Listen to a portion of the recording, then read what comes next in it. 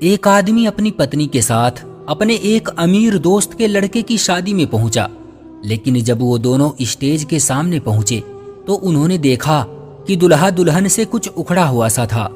उस आदमी ने दूल्हे के पिता यानी अपने दोस्त से पूछा, क्या हुआ यार, तेरा बेटा स्टेज पर इतना उदास क्यों बैठा है?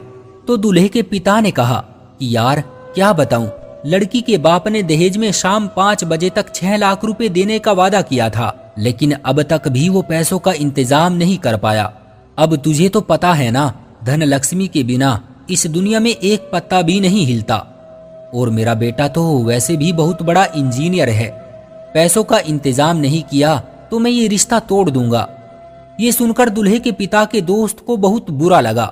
तभी वो आदमी और उसकी पत्नी दूल्हे के पास स्टेज पर जाते हैं तो वो लड़का उन्हें नमस्ते कहता है। स्वभाव से वो दूल्हा उसके पिता से ज्यादा समझदार दिख रहा था।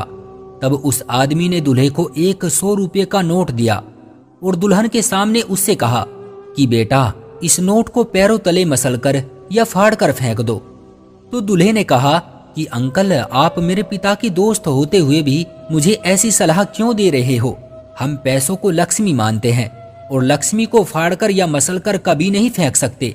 तब फिर उस आदमी ने कहा कि अच्छा बेटा, तुम ये बताओ कि एक औरत की तुम्हारे घर में क्या इज्जत है? तो दूल्हे ने कहा कि अंकल, हम औरत को घर की महालक्ष्मी मानते हैं। तो उस आदमी ने कहा कि बेटा, तुम एक कागज की लक्ष्मी को इतना मान सम्मान दे रहे हो, और जो लड़की तुम्हारे साथ कांधे से कांधा मिलाकर पूरी जिंदगी दुख सुख में तुम्हारा साथ देगी और साथ में वो तुम्हारा वंश भी आगे बढ़ाएगी, आज तुम खुद उस लक्ष्मी की पैरों तले दबाकर उसकी बेइज्जती कर रहे हो।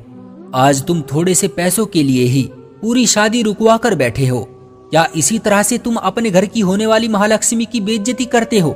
क्या कमी है तुम्हारे पास पैसों की? अरे बेटा, पैसा तो आता जाता रहता है, मगर किसी लड़की की इस तरह शादी के बीच में लाकर उसकी बेइज्जती मत करो। और हाँ बेटा, मेरी एक बात जरूर याद रखना, आज तुम 6 लाख रुपये मांगकर इस लड़की के साथ ऐसा कर रहे हो, मगर हो सकता है एक दिन तुम्हारी बहन या तुम्हारी बेटी के साथ भी ऐसा ही हो। समय का कुछ भी नहीं पता होता बेटा, कब बदल जाए ये उस ईश्वर के हाथ में है। जैसा करोगे वैसा ही भरोगे। उस आदमी की ये बातें पीछे से दूल्हे का पिता भी सुन रहा था। तभी अचानक दूल्हे के बाप ने अपने दोस्त, जो कि उसके बेटे को समझा रहा था, उसे शादी में से उसी वक्त निकल जाने को कह दिया। लेकिन दूल्हे ने उनका हाथ पकड़कर कहा कि नहीं, कहीं नहीं जाएंगे अंकल, ये बिल्कुल सही कह रहे हैं। किसी गरीब से दहेज मांगकर हम एक महालक्ष्मी की बेइज्जती कर रहे हैं, और इतनी देर तक हमने ये शादी रुकवाकर बहुत बड़ी भूल की है, और अब मैं लड़की के पिता से 1 रुपया भी दहेज में नहीं लूंगा। तभी वो उस आदमी से थैंक्स कहता हुआ ये कहता है कि अंकल जी, आपका बहुत बहुत शुक्रिया मुझे ये सब समझाने के लिए। और फिर वो दुल्हा सब के सामने दुल्हन और उसके पिता से हाथ जोड़कर माफी मांगता है। फिर थोड़ी देर में दूल्हे का पिता भी मान जाता है और फिर बड़े धूमधाम से शादी हो जाती है।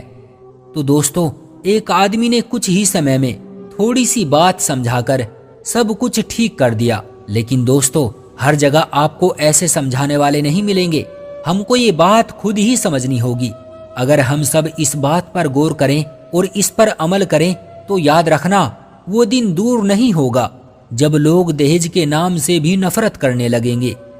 क्यों, सही कहा ना मैंने? आपकी इस बारे में क्या राय है? हमें कमेंट करके जरूर बताएं।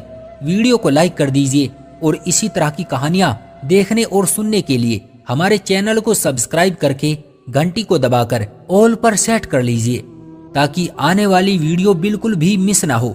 मैं मिलता हूं आपसे अगली वीडियो में, तब तक के लिए धन्यवाद।